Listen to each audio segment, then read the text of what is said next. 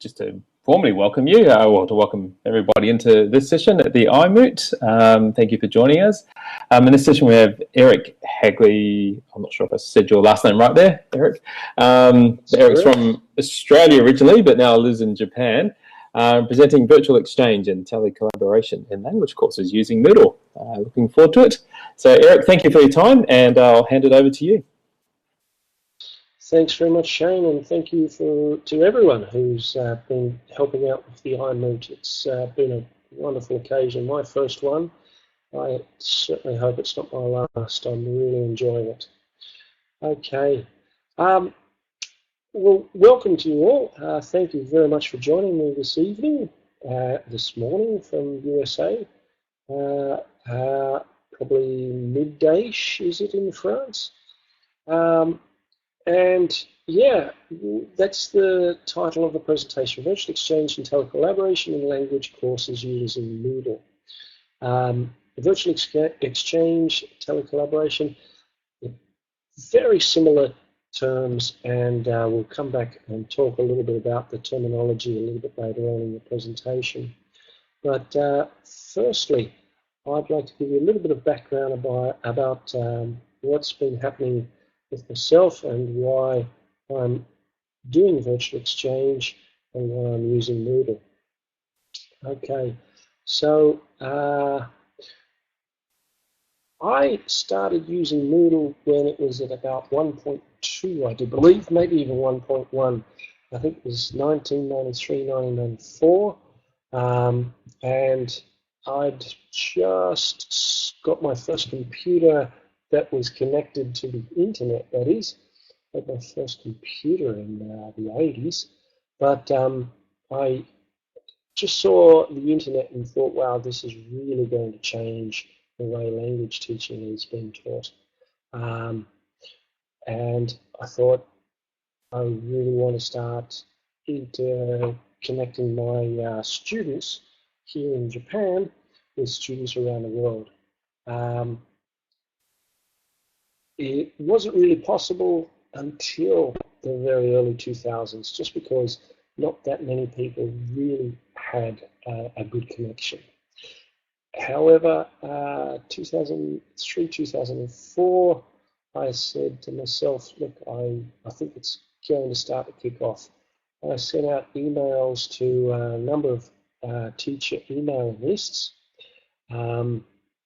because I wanted my students who are in quite regional universities here in Japan, who had very little chance of really using the language they were studying, which is English, to communicate with people who weren't Japanese. I remember vividly my French classes in high school in Australia, where it was almost, unfortunately for the teacher at the time, a joke for us. I mean, trying to speak French to an Australian who was sitting beside you, who could speak your language, it just didn't seem right. And I struggled with that. I mean, I certainly tried my best to get my students to speak to each other in English, but Japanese speakers speaking English to each other, it just doesn't seem right if there's an alternative. And virtual exchange is definitely that alternative. So that's why I very quickly wanted to get my students involved. The result of my numerous emails to people around the world via these English teacher emailing lists was a teacher in South America, Colombia, replied to me and said, I like your way of thinking, I'm on the same wavelength, can we hook up? And that's what we did. The teacher there said, I have 20 students. I said, I have 25. We said, okay, what are we going to do? I said, well, that's a good question. Let's see what we can come up with. I started looking around. I met a gentleman by the name of Don Hinkleman in Sapporo, and he was giving a presentation on Moodle. I think it was Moodle 1.1 that he actually presented on. And I just went, wow, because I'd finished my master's using Blackboard and was really quite upset with, not upset, but just disappointed with the whole concept of Blackboard. I said to Don afterwards, look, I really want to get into this. And I did. Was instrumental in the Moodle Association of Japan getting together, and the trainer of the Moodle Association of Japan now. But at the time, it was more, okay, I want to set it up. The Moodle community was wonderful in helping out. I got my first Moodle set up on a shared server out of the United States and started interacting firstly with this gentleman from Colombia. The second person that got back to me was a teacher in Los Angeles who was teaching Japanese. And I'm interested, Celine, is it Celine? I hope I'm getting your pronunciation right there. E-tandem, I personally don't like that term myself. I know that it's the vastly used term. It's more often used in the term that I prefer, which is dual language virtual exchange. My exchange with the teacher in Colombia I call single language virtual exchange, and the reason being there's only one language happening, that is English in this particular case. But the dual language virtual exchange that I've been doing with the teacher from Los Angeles, where her students are studying Japanese, my students are studying English, that's been going since 2004, and the single language virtual exchange has been going from the same year. Two different classes that first time around, but it's developed, and it, particularly in the last couple of years, is really starting to grow. And that's the background into this particular presentation. So let's just get this thing going. The participants in this particular exchange that I'm going to be talking about today is the single language virtual exchange. So towards the end, hopefully we'll have a little bit of time where we can talk about the dual language virtual exchange. But the single language virtual exchange where everyone's using English is the main one I'll be talking about. The reason being is that it's just got so big quite quickly in the last couple of years anyway, and I think it's got a whole lot more potential than dual language virtual exchange. So the participants in this single language virtual exchange that I'll be talking about, there are over 1,500 students from 6 countries, 53 teachers, and I believe there are about 18 institutions involved as well. I'll have to go back and have a look at the numbers there. I might sneak preview now. I can't see it underneath there. Exact numbers. No. Yeah, 53 teachers, 21 institutions, 6 countries. That's the one that is ongoing at the moment. So they're the participants. Educational goals will cover the other things that are outlined here. Okay, so 1,500 students, 6 countries. Which countries? Well, the single language virtual exchange involves Colombia, Japan, Taiwan, China, Thailand, and the United Arab Emirates. The dual language virtual exchange, my class with students in the US, and also more recently with a class from Melbourne, Australia, who are also studying Japanese. So they're the participants.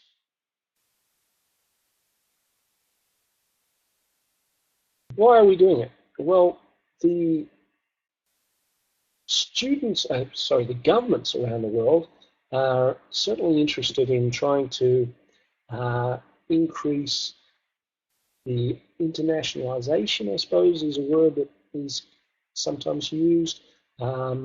Promotion of global human resource development is the rather clumsy wording, I think.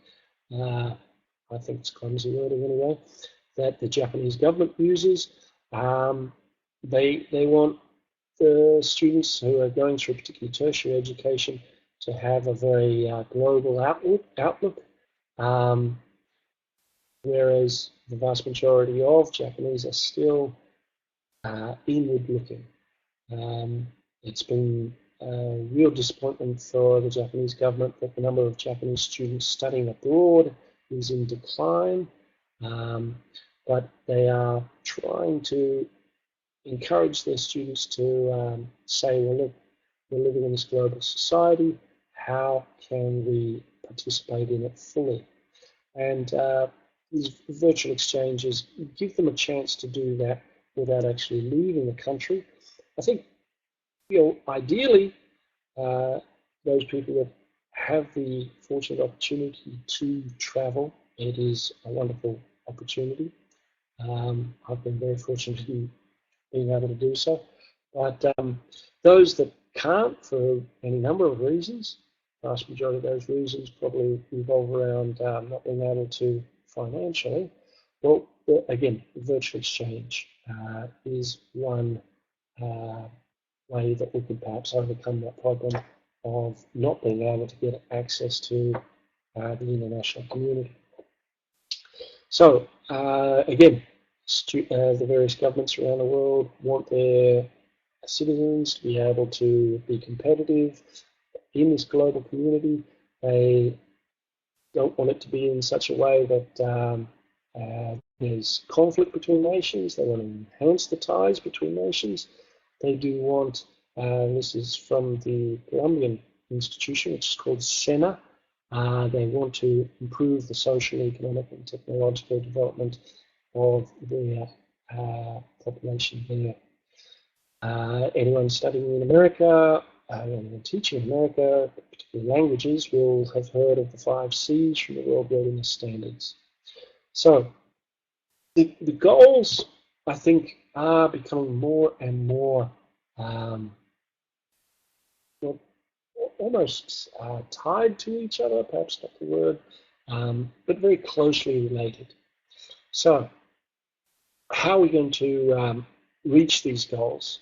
Well, then virtual exchange is going to come into the play there. Now, virtual exchange, why is it called virtual? Why do I call it virtual exchange? And why don't more people call it virtual exchange? There's possibly a bit of problem with the terminology here. The Uni Collaboration project was funded by the European Union. It started about 4 years ago, and they tried to start linking the universities throughout Europe. They were calling it online intercultural exchange at that stage. And that's what that project's draft paper initially labeled it, as you can see in the top right there, online intercultural exchange. So that's the draft paper. Now the final paper, which you can find online, calls it virtual exchange.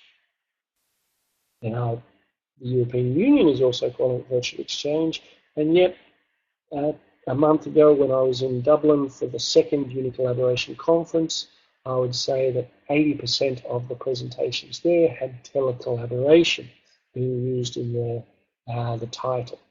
So why? Well, telecollaboration seemed to have that flow-on effect, and yet the governments of the world are still using it, still using virtual exchange. As you can see from the budget from the American government here, the J. Christopher Stevens Virtual Exchange Fund. It's a fair whack of money being sent towards virtual exchange, and it's being used well in many respects, but it's virtual exchange is still definitely not mainstream. And I think a lot of people still don't really know. Is there a difference between virtual exchange and telecollaboration? Online communication, what's with the terminology is still flux there, and people are not quite aware of what's going on. So it's my personal thought on it anyway. I think we should try and reclaim this term virtual. I think it's been taken by groups such as virtual reality, etc. And a lot of people think of virtual being avatars, being things that are not real. Whereas the virtual exchanges that we're involved in, I think, are very real. The intent program defined virtual exchange as per the screen here. I can read it for you, but I'm sure you can read it yourself. So I'll just leave that there. But what I do want to say is that I think we should try and just say, okay, virtual exchange, that's what we're going to call it. Telecollaboration, very, very similar. Online exchange, very, very similar. The governments of the world are calling it virtual exchange. How about we just follow along this time? And let's just say virtual means anything done in an online environment. It's real. It is real. Okay, so virtual exchange. The virtual side of things has been covered. Exchange. What does exchange mean? What do we exchange? Being a language teacher, I do like looking at corpora, and the Brigham Young University corpora have certainly the best materials out there at the moment. I absolutely love the site, in particular for its looking at co-locations. When I was looking at that word exchange, I was thinking, okay, well, what comes after exchange? What do we exchange? We exchange, and putting exchange into the corpora with looking for co-locates, what do we see? We see exchange values, exchange reaction, ideas exchange between people, exchange relationship, exchange energy, exchange risk. All of these things are things that we do exchange. And in particular, when we're doing a virtual exchange, very much so. Values are a huge part of any language exchange. The reaction between different people across the nations is also very, very important for exchanging ideas. Risk-taking in language learning is incredibly important. Risk-takers have been found to be the better language learners, telling students that exchanging that risk between each other, okay, we're not particularly a single language virtual exchange, there perhaps isn't that fear of making a mistake if you're talking with another non-native speaker, and that's another of the reasons why I particularly like the single language virtual exchange that I'm talking about. We exchange views, of course we exchange data and information. So intercultural learning, that's what exchange is all about as well. So there's my reasoning behind using the terminology virtual exchange. Okay, virtual exchange certainly is growing, and we can see that in a number of different programs. These three are perhaps really quite well known around the world in virtual exchange circles. Perhaps the best known of them is the Solia project. I'm not sure if you're aware of it, but it is phenomenal. Jointly sponsored by the United Nations and a number of governments in Europe, America, and the Middle East. It gets the top students from some of the best universities in those countries, in those regions, to get online in real time and discuss some fairly dense problems that are going on. And it's through that exchange with university students that people are really starting. It's very early days. These are students, but these are students who possibly could become politicians in the future. Georgetown University, some top universities in Germany, France, England, and within the Middle East, and some of the other Ivy Leagues are also involved in that similar project. So it's an incredible project that is wonderful to look at, wonderful to see, but expensive to run and definitely not mainstream. So do we just say, oh, well, we'll leave it up to them? Or when I saw that, I thought, well, no, I really want something like that for my students. I don't have the money to fork out for all of that, but what can I do? I applied for Japanese government funding, received a little bit of money, bought a server, and said I want to get Moodle involved here because I've been using it for so long. I'm very used to it, but I also think it's a very powerful tool to get collaboration going. So that's why my model is running on these two tools. Moodle, free, server, etc. Does cost money, of course, but generally pretty good as far as being able to use, simple to use. And Skype. In my first exchanges, those who've just joined us, who perhaps didn't hear the background, the first exchanges that I was doing in 2004, 2005, I was also trying to incorporate Skype and doing synchronous exchange. However, it just took up too much class time, and just linking everybody up, getting everybody involved, because I wanted to do it one-on-one. I didn't see the purpose of having 20 students looking at 20 students, and one of them coming up in the middle of the room and talking, and then I just didn't see that as being a useful time at all. So I wanted having them one-on-one or one-on-two, but it just took up too much time getting that set up. So Skype, I use, I tell my students, I give them bonus points if they can prove to me that they have spoken to someone in another country who are exchanging with via Skype. So Skype is now secondary, but Moodle is the main tool that we use for the virtual exchange.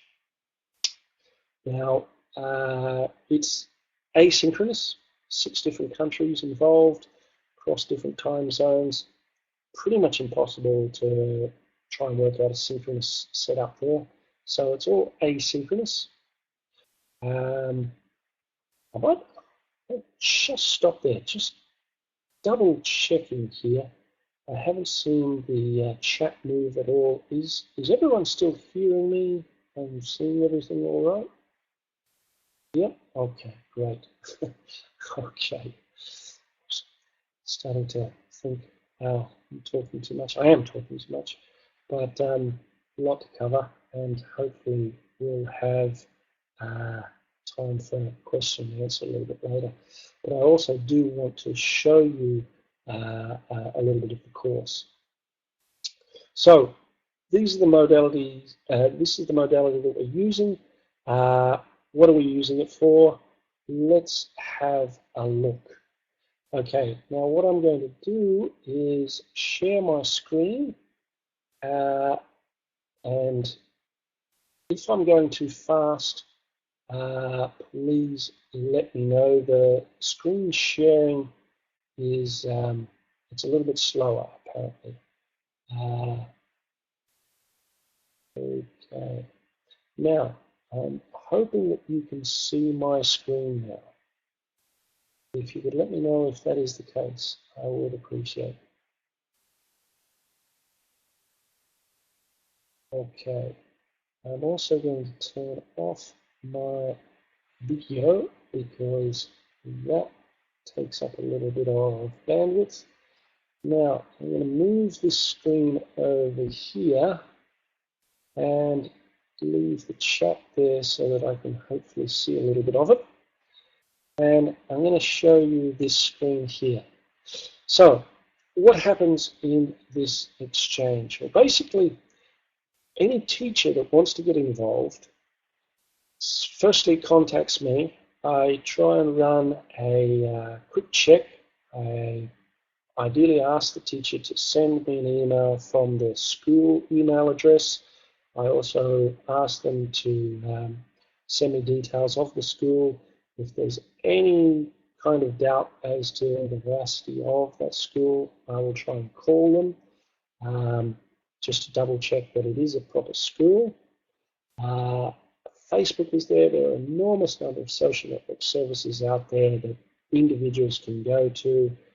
This is for teachers to be involved with their students, and it's got to be all up front. So that's the kind of information I do require from people who are wanting to join, and I've done this already. I've called a couple of schools and just double checked that this particular teacher is working there, etc. Once I've verified that they are true teachers, that they have students, then I ask them to send me a CSV file with their student information.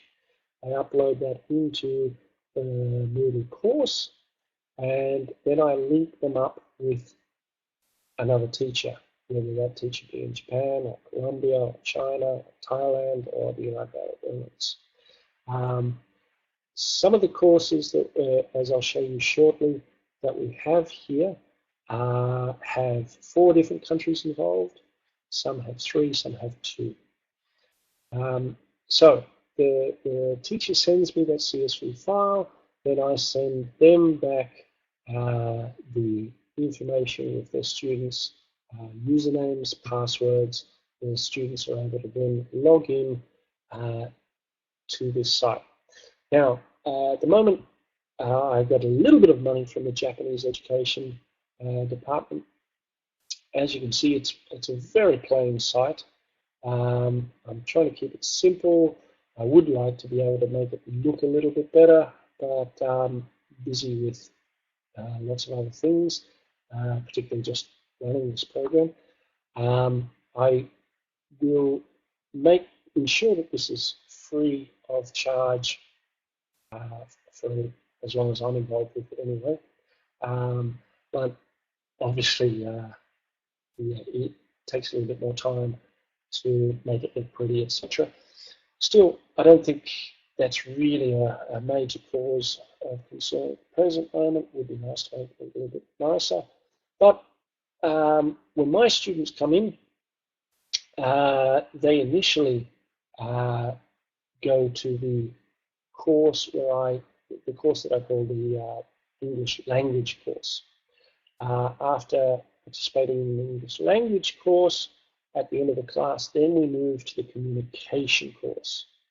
And I'll show you what happens there.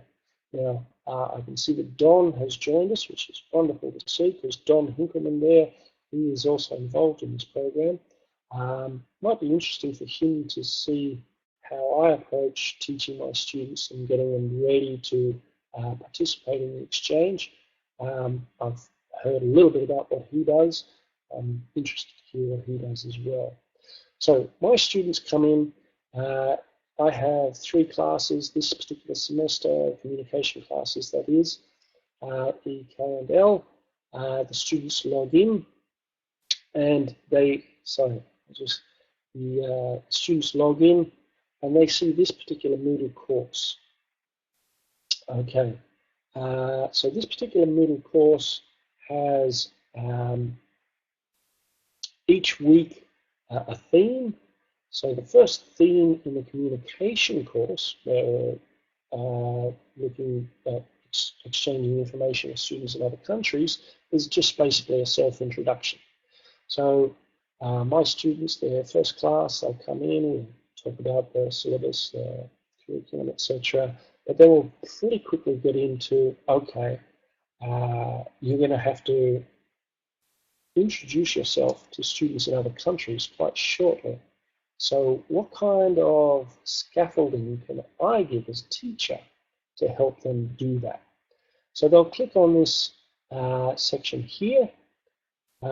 Also, just to let you know, this particular course is a Creative Commons course. Everything, all the materials in here can be found at the hub in Japan.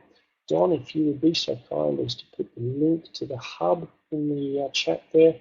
Anyone can download this material here from the hub. You can also access it from the link in my iMoot course. As I mentioned earlier, I'm the trainer for the Moodle Association of Japan. I do workshops with teachers throughout Japan, and I give them access to this as well. So the course, the training course that I have set up, there is a link to that in my course. The username for it is WS001, which is also the password. Okay, I'll type that in a little bit later. Anyway, my students come here, they'll click on that, they'll go to this particular page, they get some example conversations, they'll practice these in role plays where they put their own information into it, they'll have to do a quiz. Now, this is a book, if you haven't seen this before, I'm presuming you have. So in the book, I've got links to different things. Then the students do the practice. They'll do some quizzes where they have to look at syntax of the language, put these words together. Yeah, so one of the things I ask my students to do is describe what the name means. Japanese students have Chinese characters attached to the name. A lot of Westerners are really quite fascinated with that, what it means, etc. So we've got different questions here. We also do listening activities. Perhaps moving too fast. If your screen is not refreshing fast enough and you're missing something, please let me know in the chat. So that's one thing that we do. We also have listening activities. I love the listening activities from ello.org, where the students, if you click on one of these, audio file starts. There are also some questions that are attached to each of the audio files. After we do some listening practice, we also do some role play practice. We've got some reading practice where we find out about names, etc.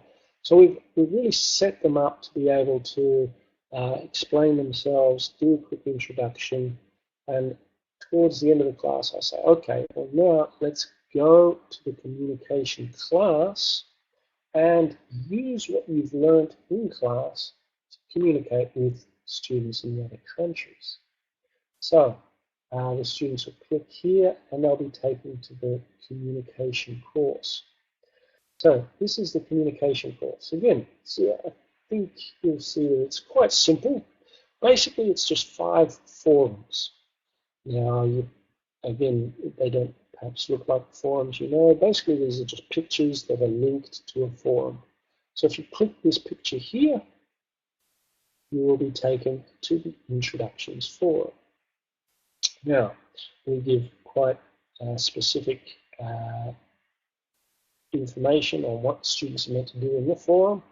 My class, this particular one is the AFL class, then goes in, they add a new discussion topic, and let me just stop here and explain. If I click on here, what you can see is that this forum is in group mode. It's in separate group mode. So with all these students, over 1,500 students, different countries, different institutions, we've set them all up and paired all the teachers up. I don't want to make the same course over and over again. So this one course has all of the different students involved, but they don't know that there are 1,500 students, actually more, involved in this course. All they see, because it's in separate group mode, they only see their group. I'll just jump in and just double check. Do you have links to the resources tools you use in the course area here at the iMoot? Yes, I do, and I'll show you those shortly, Kim. Okay, so this is my particular one of the groups that I'm working with. Very quickly running out of time here. As you can see, there are quite a few replies. Now these ones here, they started late. I'm not sure whether you noticed, this particular course started April the 10th. So these guys coming in right now and posting, that's really late. We're already on to the third topic at the moment, so it's kind of unfortunate they arrived so late.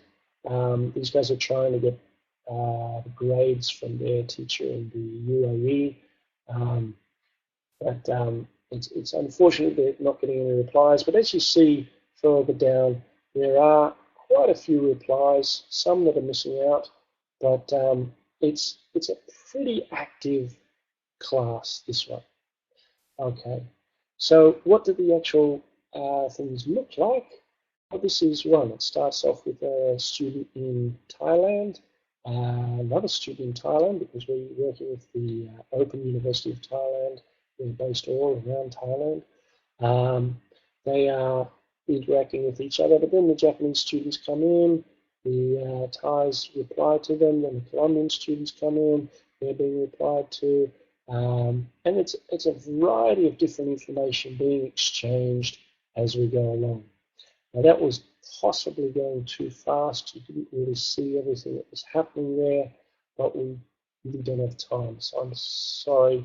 The other thing is I really, in the video of this, I will be taking out the student information. But anyway, what you can see here is that the first exchange starts 19th of April, it finishes 19th of May. Students are revisiting the language, they're exchanging information about their cultures. The language acquisition component there is definitely a big plus. The intercultural competency, cultural acquisition, not acquisition, but understanding has a major chance of occurring. So it's a pretty good situation that is available to students here, particularly students in regional universities that generally don't have any access to foreigners whatsoever. So we have a student from the UAE here, again, coming in and exchanging information there. Another of the forum topics is my hometown. We can see that the students here in Japan are introducing their hometowns. Here in Hokkaido, we get a lot of snow. That information is quite interesting to students in Colombia who've never seen snow. Certainly the students in the UAE have never seen snow, unless they've traveled, of course. But it's truly fascinating for my students and students in Colombia to see this kind of information as well. So this is basically what's happening in the course. Now, I'm going to come back to the page here. I'm going to close the sharing, and I'm going to turn my webcam back on. Perhaps I shouldn't. I think you've seen enough of them. But anyway, let's keep going. We now have a look at the outcomes. The first major scaled exchange happened last year, and in that exchange we had about 300 students from Japan, 300 students from Colombia, and students from Taiwan involved. And we did a bit of research into what was happening there and some of the outcomes that occurred. So certainly language acquisition outcomes, learner involvement, increased input, increased output. Students became, and Don, I'm sure will back me up on this. I'm sure that any of the teachers involved, there's good and bad. Some students really get involved, and unfortunately, some students don't. The students that do get involved, it's a huge plus for. I showed you some very good examples there. I perhaps should have also included some of the examples where, for one reason or another, students in one class put in a lot of effort, but got no replies from the students in the other country. That has occurred. It's absolutely heartbreaking for the students involved, heartbreaking for me because I really feel for those students who've put so much into it and got nothing out of it. But when it works, it is just a joy to see. The students absolutely love it as well. Anyway, a lot more input when it works, a lot more output when it works. When it works, motivation outcomes just big time. Students who had no interest in foreign languages before, all of a sudden jumping over skins, trying to learn the language, asking questions, saying, how do I say this? I really want to say this. Teach me, teacher, teach me, teach me. So when the target language is the only medium of communication, that's when motivation also really starts to get going. Cultural acclimatization is a term I've been using of late. A lot of literature looking at virtual exchange has been quite critical, saying, okay, you put your students in a virtual exchange and you expect them to become culturally attuned to the country. I know that is not really going to happen. You are not going to get culturally sensitive people who really understand the foreign culture. But you are going to get students who are a little bit more open to foreign cultures. And that is what I'm hoping for in this initial stage. I'll shortly come to the future hopes, etc., future goals. And one of them is to develop this so that language becomes a way of truly understanding other cultures as well. Personal development also. Wow, I finished on time in my first one earlier. I don't know what it is. I'm talking way too much. I've got to keep going. Sorry. Okay, this is some of the information from our first survey from that pilot course that we ran, just checking if the system would hold up with a large number of students. And the feedback was generally pretty positive. The fact that students see the virtual exchange as being beneficial to their learning of English, wonderful to see. they're learning about the other country. Again, great to see. It took a little bit of time. What subject doesn't? What subject that's of any worth doesn't take a little bit of time? So it's hopefully, if we're seeing that that took too much time and it was big problems, then we might have had cause for concern. But those numbers aren't too bad. Website easy to use. Great to see that students in Colombia who really haven't used Moodle whatsoever are saying that Moodle is quite an easy platform to use. And then we can see some other quite positive numbers coming out there. Okay. Again, sorry, I've got to go. I'll keep moving on. Keys for the successful exchange.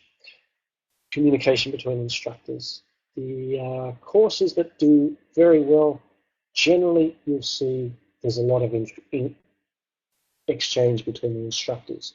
Instructors who say, students, go out there, exchange information with your student, with other students in other countries, and sit back and don't get involved with the other teacher. Well, number one, they're not setting a very good example. Number two, they won't know when the other class has a holiday coming up. They won't know that during that holiday the students won't be involved as much. They won't be able to give feedback to their own students. There could be a number of different problems eventuate from that kind of thing. Okay, share basic teaching philosophy. If you're teaching a foreign language and you don't want your students interacting with students in another country using that language, I don't know, why are you teaching a foreign language?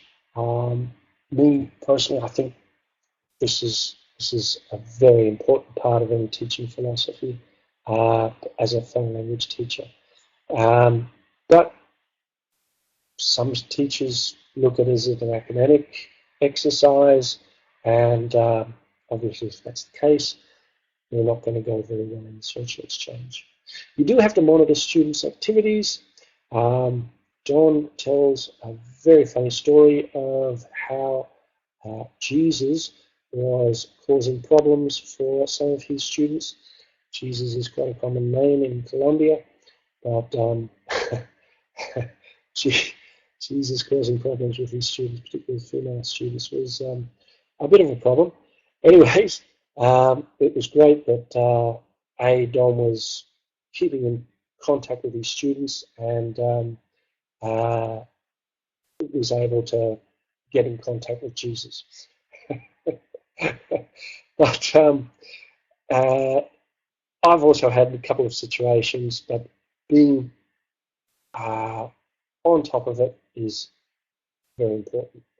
You do have to integrate your exchange into the curriculum and into assessment. I do that by grabbing each week some common mistakes that my students are making, bringing them up in class at the beginning of the class, just getting students in groups saying, okay, brainstorm, this was what our students said. Is it right? Is it wrong? Why is it right? Why isn't it right? How can we make it better? I get my students also doing a final speaking exam. And in that final speaking exam, they have to speak for 10 minutes with a partner. So 2 people, 5 minutes each is basically what you're saying. 2 people, 10 minutes. So the role play involves one of them taking on, and it's randomly assigned, taking on the role of one of the students that they've been interacting with. So they are invested in finding out about that student throughout the exchange, because they know at the end of the class their speaking assignment involves them becoming that student in a role play. Okay, there's a couple of other ways that I do that. Okay. Oh yes, Don, great. Obviously, understanding of the technology being used is important. We've set up a few online tutorials that teachers can access. I finally went to Colombia for the first time in August last year. I met that person that I've been working since 2004 for the first time in the flesh, in person. It was incredible. But going down, I'll hopefully be going down there and doing some more workshops in August, September this year as well. And hopefully with some of the other countries as well. So there's a lot involved. There's more involved in the future. The centre, one of the biggest education institutions in the world, over 1 million students being given free education from the centre in Colombia. They have said, okay, you've got 5 years to make this work. We want 10,000 students from Colombia working in this exchange within the next 5 years. So we're working towards getting that happening.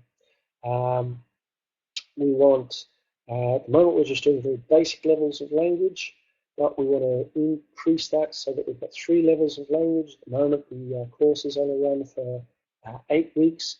We want to set it up so that there are a number of different options. If students want to start at the beginning of the year and work through for a full year, and make that an option. We want to make, this is my goal anyway, anyone who's teaching a communication class, I want that teacher to be able to simply be able to say, my communication class is going to have a single language virtual exchange component able to be employed within my class. And I'm not going to be able to do that the whole way, but I will make it easy for the platform that I'm using to be cloned. All the materials will be free for anyone else to use, and where possible I'd also like to offer dual language virtual exchange as well. So these are some of the references I've been using, and we don't have much time. We did start a little bit late. I'm hoping you have some questions. If you do, please fire away. Use the chat if you want to turn on your mics. That's also possibly an option. Thank you very much for joining us. Question time.